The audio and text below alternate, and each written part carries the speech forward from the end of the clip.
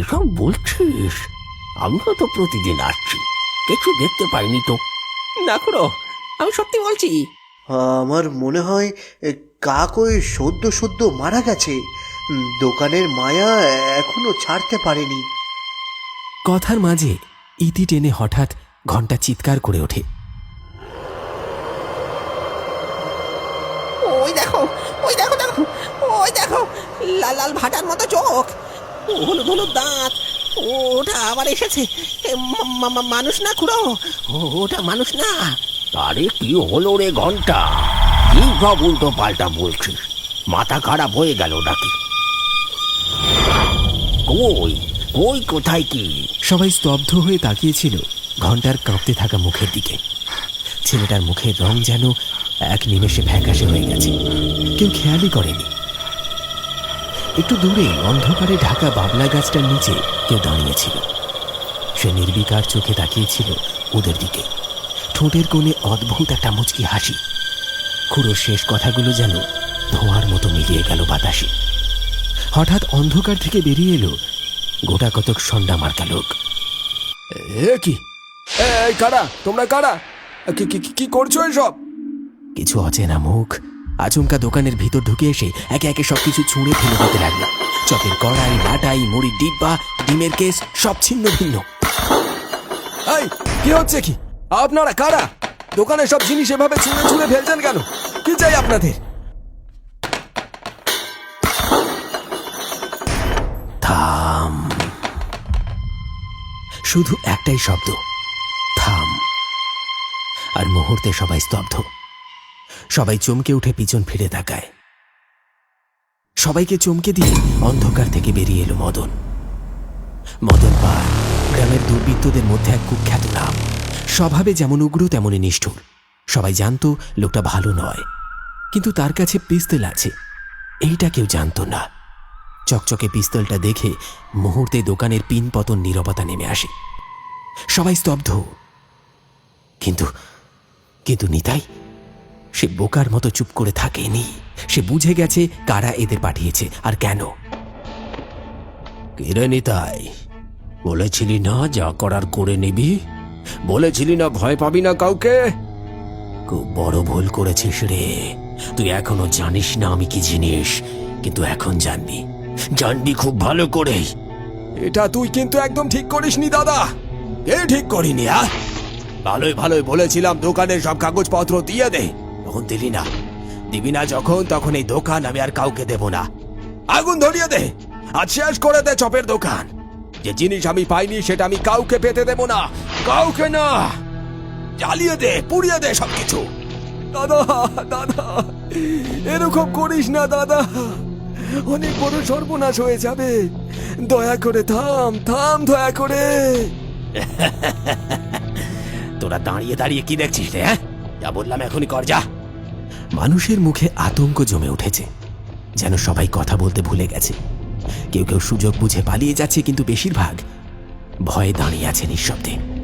নিতাই আকুতি মিনতি করছে মদন পালের কাছে, কিন্তু মদন পালের চোখে তখন হিংস্র আগুন। তার হাতে চকচকে পিস্তল। গ্রামের কেউ সামনে এগিয়ে আসার সাহসটুকু পাচ্ছে না। তোমরা কিছু করো, আটকাও আমার দাদাকে, আমার যে সব শেষ হয়ে যাবে। কাকা কাকা কাকা, তুমি অন্তত কিছু করো। আমি কি করবো বল? মদনকে আটকানোর ক্ষমতা আমার যে নেই। চারপাশে কেরোসিনের গন্ধ, শুধু একটা দেশলাই কাঠির আগুনের অপেক্ষা। আর ঠিক তখনই হঠাৎ আকাশ থেকে ধেয়ে এলো এক ঝোড়ো হাওয়া। দিগন্ত জুড়ে শুরু হলো ঝমঝম শব্দ। চারিদিক অন্ধকার হয়ে এলো।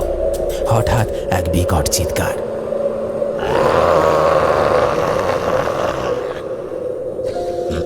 অন্ধকার আকাশের নিচে নামলো এক বিশাল ছায়ামূর্তি।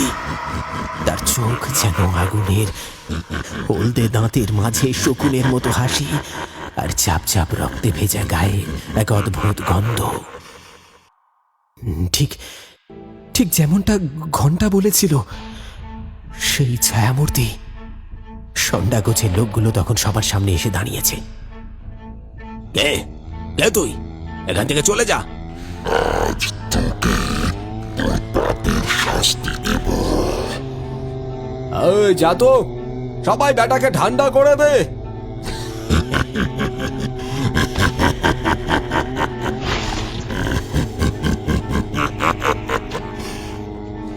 মদনের কথা শুনে লোকগুলো এগিয়ে গেল, আর ঠিক তখনই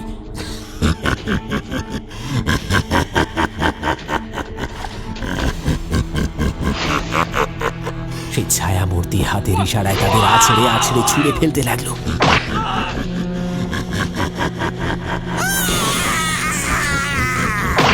কখনো সামনের গাছগুলোর দিকে, কখনো আকাশ থেকে মাটিতে। সেই ছায়া মূর্তি আছড়ে আছড়ে মেরে ফেললো তাদের। আর সবাই শুধু হাঁ করে সে দৃশ্য দেখতে লাগলো।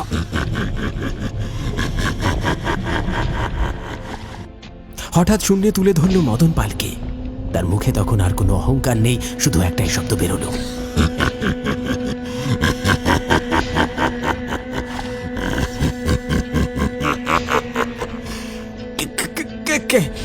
কে তুমি? কে? আমাকে ছেড়ে দাও, ছেড়ে দাও আমাকে। আমার দরকার নেই এই দোকানের। নিতাই এই দোকান নিয়ে যাক, নিয়ে নিক দোকানটা। ছি মদন, ছি, জোর করে সব সম্পত্তি নিজের নামে লিখিয়ে নিলি। এই দোকান আমি তোকে দিতে চাইনি বলে আমায় খুন করলি। বাবা, তার মানে তুমি মারা যাওনি? তোমাকে ও খুন করেছে? ও আমাকে খুন করেছে। বাবা, আমি সম্পত্তির লোভে অন্ধ হয়ে গিয়েছিলাম, আমায় ক্ষমা করে দাও, ক্ষমা। তুই আমার ছেলে না, তুই একটা শয়তান। বেঁচে থাকতে তো শাস্তি দিতে পারিনি, আজ তোর পাপের শাস্তি দেব, শাস্তি দেব তোকে। বাবা, আমার ভুল হয়ে গেছে, আমায় ছেড়ে দাও। এই দোকান ভাই নিক, আমার চাই না, আমায় ছেড়ে দাও। তুই আমারই রক্ত, তাই প্রাণে মারবো না তোকে, কিন্তু তোর ভিতরের লোভ, ওই বিষ আমি আজকে উপড়ে ফেলবো। এমন শাস্তি দেব যা তোর শরীরে নয় আত্মা কেঁপে উঠবে। সারা জীবন এই হাত পা দিয়ে পাপ কাজ করেছিস, তাই ওই হাত পা আমি পঙ্গু করে দেব, পঙ্গু করে দেব আজ। না বাবা, আমি ক্ষমা চাইছি, ছেড়ে দাও। মদনের কথা শেষ হতে না হতেই পটপট করে ভেঙে দিল তার হাত পাগুলো।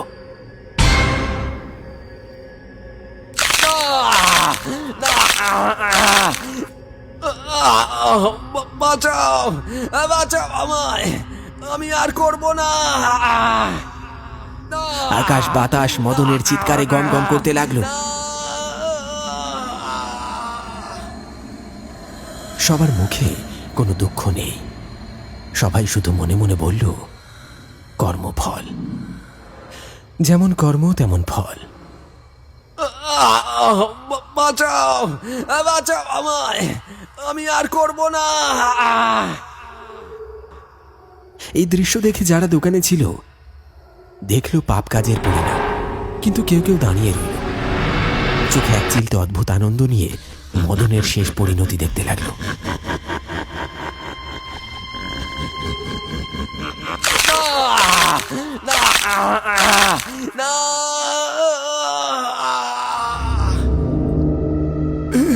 বাবা, বাবা, এবার দাদাকে ছেড়ে দাও, ও শাস্তি হয়ে গেছে বাবা, ও আর খারাপ কিছু করবে না।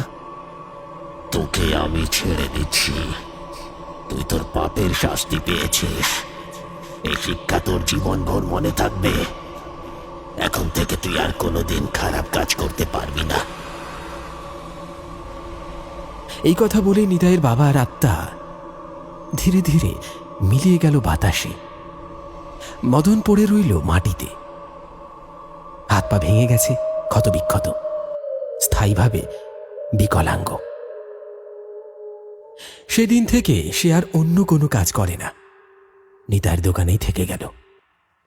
লোভ, হিংসা আর অন্যায়ের শেষ পরিণতি কখনোই ভালো হয় না।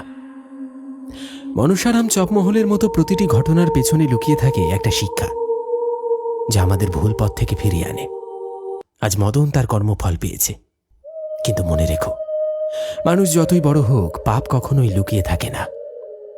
একদিন